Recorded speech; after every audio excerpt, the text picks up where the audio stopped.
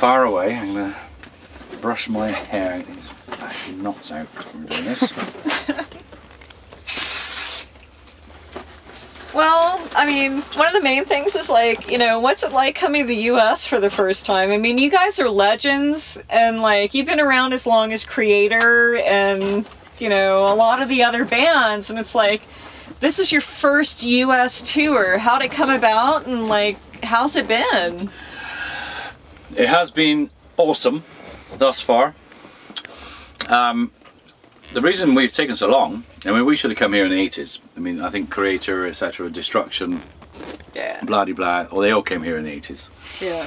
But it's always down to cost, and you know, we were when we reformed, our record company at the time didn't want to pay, didn't want to give us any tour support.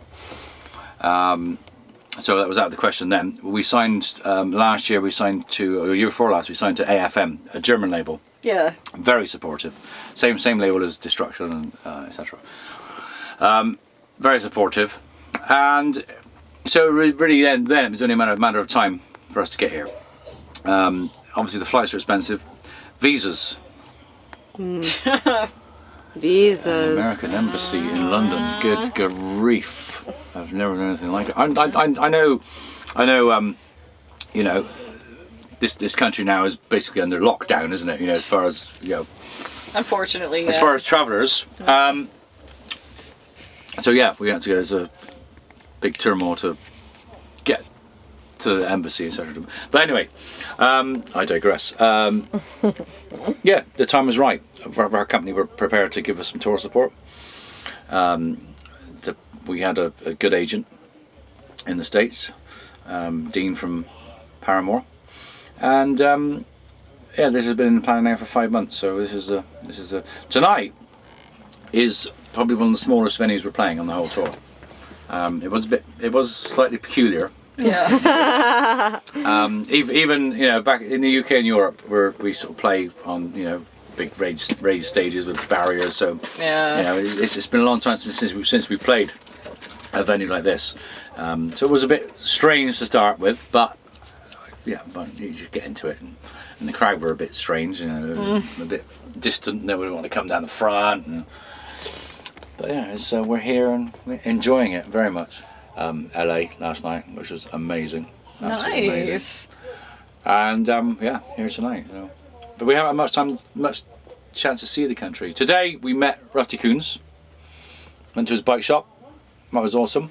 I got to sit on the chopper he made for the Sons of Anarchy Creator, and I got to ride in Rusty's Corvette. That was cool. Nice. When you come to America, you've got to do these things. Yes, you do. If you can. If you can, I would love to have ridden the bike, but I didn't want to ask.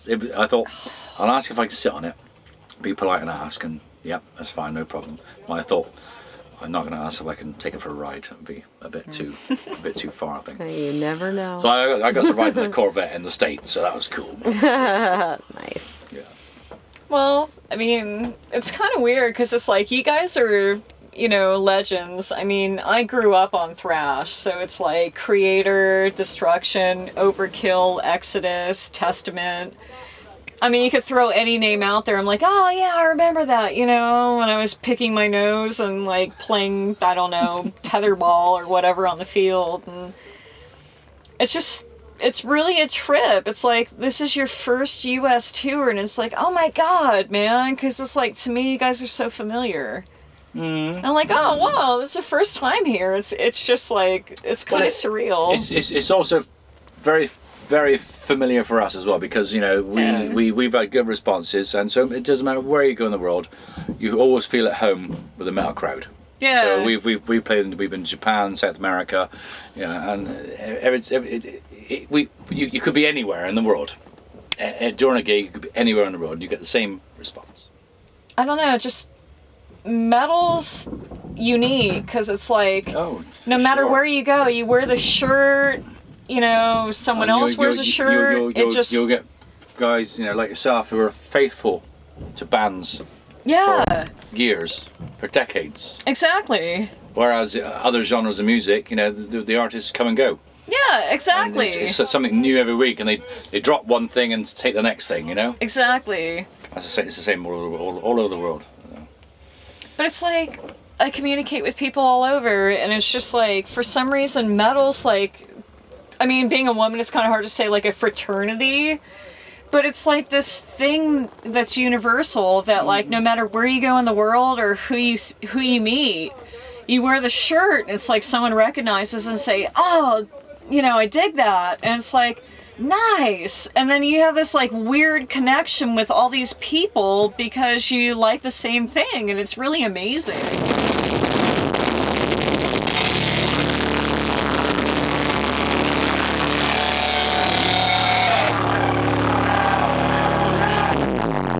No matter where you go in the world, there's always some like really killer band that's like, you know, taking it on. It's like always a band waiting to be discovered by exactly me and you. Yeah, exactly. Yeah. Yes, that's what makes music wonderful, isn't it? Exactly. Every day you discover something new, you know. Yeah. It's great. Music is amazing. So what's next? What's next? Who knows? Who knows? That's the beauty of it. Strange. Why? Yeah. I don't know. What's? I think Opeth will get bigger, and the next Opeth album I'm looking forward to. You know, probably my favourite band at the moment.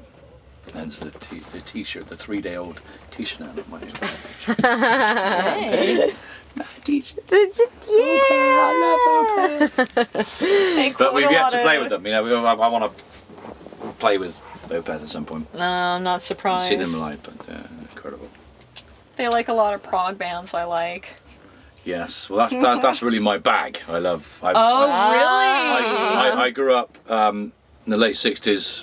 That's when I first became aware of music. Late '60s, and then obviously through the '70s, it was prog heaven. You know? And I love your mainstream. You know, like Genesis and Yes and Van de Graaff Generator. No, Van de Graaff. Really? Oh my God! I heard that one a little bit. What about Magma?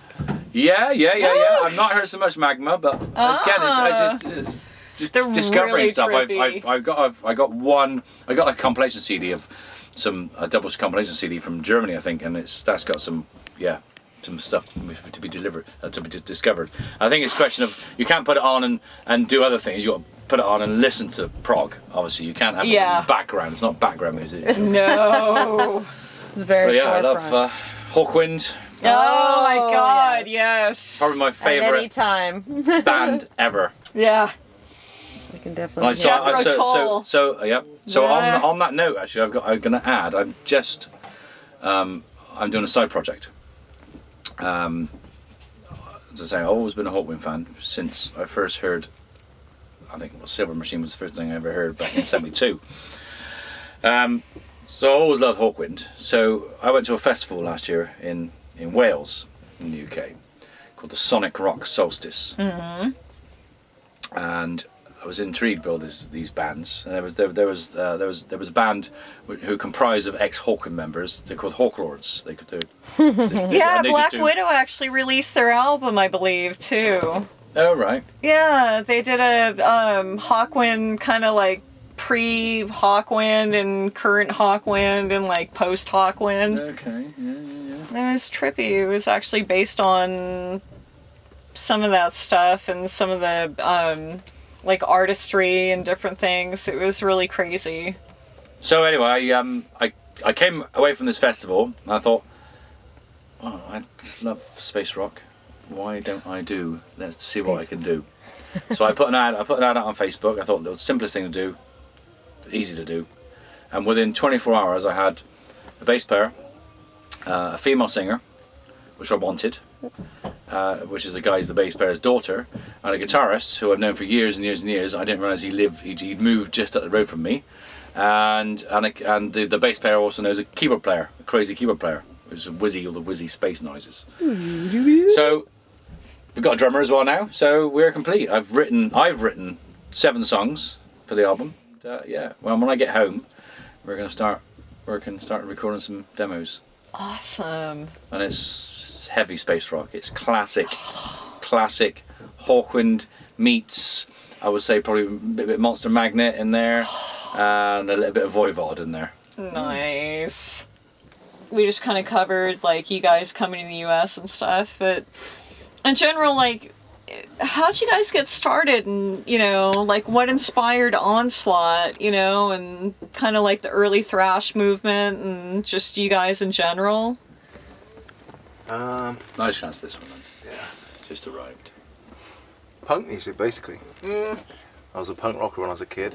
Nice. Yes. What bands? My boyfriend's obsessed with punk rock. That was his thing. I was into Discharge and GBH and The Exploited, and me and my friend, we went to school together. We left school, we started to follow the Discharge around the country. Oh wow. All the gigs they ever played, we'd go there, sleep rough, and do all that shit. And we thought, well, why don't we form a band of our own? We're into this so much. But there was one snag, we couldn't play. So we just went out and bought some guitars. He bought a bass guitar, I bought a normal guitar, and we decided to take it from there. Not a snag at all in punk. No, not really, that was No. one. If anything, that's the magic juice. Yeah, so took a few lessons from a guy who was in a band called the Vice Squad, punk band. They were quite big in America actually. And we went from there.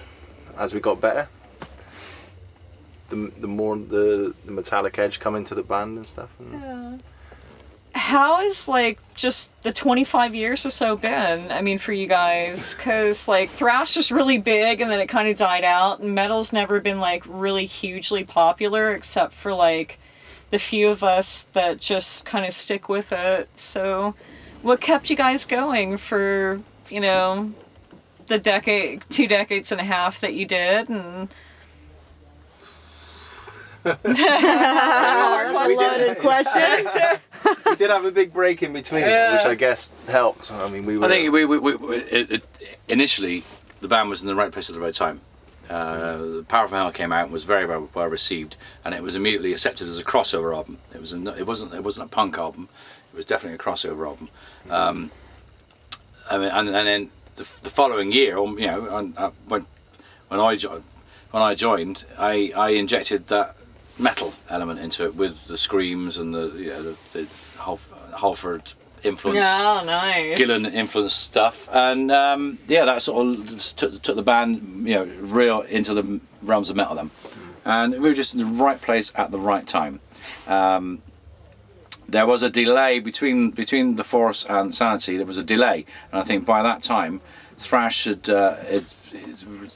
the market was saturated with bad thrash. Yes. And I think the album sold very well, but it got lost, I think, and the record companies weren't really interested then in signing bigger bands, and they weren't into putting the time into doing it. Something else was coming along. There was especially the big labels. So yeah, that's what it took a dip. And ultimately, Onslaught split in 1991 originally. So yeah, 15 years out of the game for all of us. Well, what brought you back together? Yeah. That's the question. Yeah. What brought you back together? Actually, a label had re-released the first 2 albums in 96. 2000. Oh, I don't know. Was it 96? They were originally. Oh, we knew nothing about it anyway. They got re-released, and I found out through a friend of the guy who'd actually released them. Our old manager was friends with this guy who'd released them. Blah blah. We found out and done a lot of research, and found out we'd actually sold a hell of a lot of albums in that time. Nobody had told us, nobody had paid us. Oh. Yeah. Funny. So I bought the tapes for nothing. Well, yeah, let's see, it appears, but they did pay us in the end. But obviously we'd done a lot of research then, and it appeared a lot of people were talking about the band again. And we thought, why not? Why not? That's what I was going to say. Why not? Let's give it a go. It ended Absolutely. in a bad way. So we wanted to try and put things right.